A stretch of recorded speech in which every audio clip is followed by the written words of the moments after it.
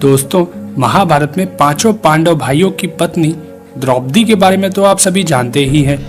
दोस्तों, द्रौपदी की उत्पत्ति राजा द्रुपद के हवन कुंड से उस समय हुई थी जब वह अपने दुश्मन द्रोणाचार्य के वध के लिए पुत्र प्राप्ति का यज्ञ कर रहे थे। राजा द्रुपद के उस यज्ञ के हवन कुंड की अग्नि से एक पुत्र धृष्टद्युम्न के साथ द्रौपदी भी प्रकट हुई थी। दोस्तों, आप लोग ये तो जानते ही होंगे कि राजा द्रुपद ने अपनी इस पुत्री द्रौपदी के विवाह के लिए स्वयंवर किया था, जिसमें ब्राह्मण वेश में आए अर्जुन ने स्वयंवर की शर्त को पूरा करके द्रौपदी को अपनी पत्नी बना लिया था। दोस्तों, जिस समय द्रौपदी का स्वयंवर हुआ था उस समय पांचों पांडव भाई अपनी मां कुंती के साथ सभी से अपनी पहचान छिपाकर ब्राह्मण वेश में रहा करते थे और भिक्षा मांगकर अपनी जीविका चलाते थे। वो पांचों पांडव भाई जितनी भी भिक्षा मांगकर लाते थे उसे अपनी मां कुंती के सामने रख देते थे। फिर देवी कुंती उस भिक्षा को अपने पुत्रों के बीच में बांट दिया करती थी। दोस्तों, इसी प्रकार जब अर्जुन और भीम द्रौपदी को लेकर अपने घर आए तो उन्होंने दरवाजे पर खड़े होकर देवी कुंती से कहा कि देखो माँ, आज हम लोग यह भिक्षा लेकर आए हैं। परंतु घर का काम कर रही कुंती ने उनकी तरफ देखे बिना ही यह कह दिया कि पांचों भाई मिलकर उसका उपभोग करो। दोस्तों, जैसा कि आप सभी जानते ही हैं, कुंती सहित पांचों पांडव भाई बड़े ही सत्यवादी थे और अपनी माँ के मुंह से निकली हर बात को माँ के आदेश की तरह पालन करना अपना धर्म समझते थे। इस कारण अपनी माँ के मुंह से निकले इन शब्दों को लेकर पांचों भाई चिंतित हो गए। देवी कुंती ने भी जब द्रौपदी को देखा तो वह भी बड़ी विचलित हो गई कि उसने यह क्या बात मुंह से निकाल दी।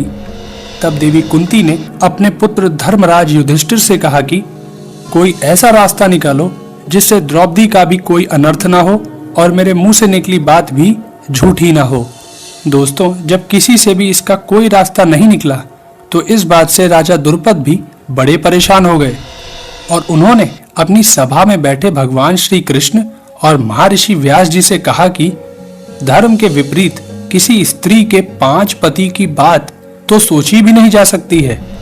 तब महर्षि व्यास राजा द्रुपद को बताते हैं कि द्रौपदी को उसके पूर्व जन्म में भगवान शंकर से ऐसा ही वरदान प्राप्त हुआ था।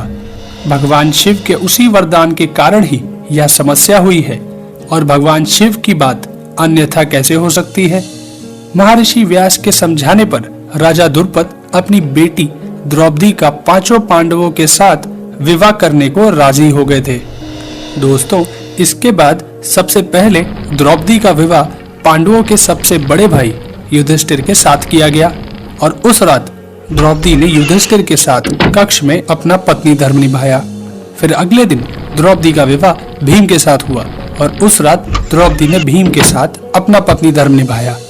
फिर इसी प्रकार अर्जुन, नकुल और सहदेव के साथ द्रौपदी का विवाह हुआ और इन तीनों के साथ भी द्रौपदी ने अपना पत्नी धर्म निभाया। दोस्तों, यहाँ सोचने की बात यह है कि एक पति के साथ पत्नी धर्म निभाने के बाद द्रौपदी ने अपने दूसरे पतियों के साथ अपना पत्नी धर्म कैसे निभाया होगा। तो दोस्तों, इसके पीछे भी भगवान शिव का ही वरदान था, क्योंकि जब भगवान शिव ने द्रौपदी को 5 पति प्राप्त होने का वरदान दिया था तब वह भी जानते थे कि यह अपने पतियों के साथ पत्नी धर्म कैसे निभा पाएगी। इस कारण उन्होंने द्रौपदी को साथ में यह वरदान भी दिया था कि वह प्रतिदिन कन्या भाव को प्राप्त हो जाया करेगी। इसलिए ही द्रौपदी अपने पांचों पतियों को कन्या भाव में ही प्राप्त हुई थी।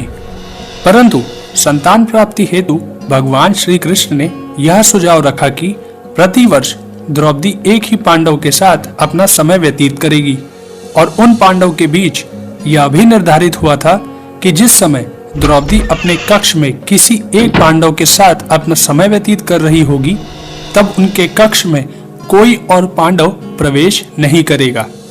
तो दोस्तों, आपको हमारी ये कहानी कैसी लगी अपने कमेंट्स हमें जरूर शेयर करें। साथ ही इस वीडियो को शेयर करना और हमारे चैनल को सब्सक्राइब करना भी ना भूलें। धन्यवाद दोस्तों।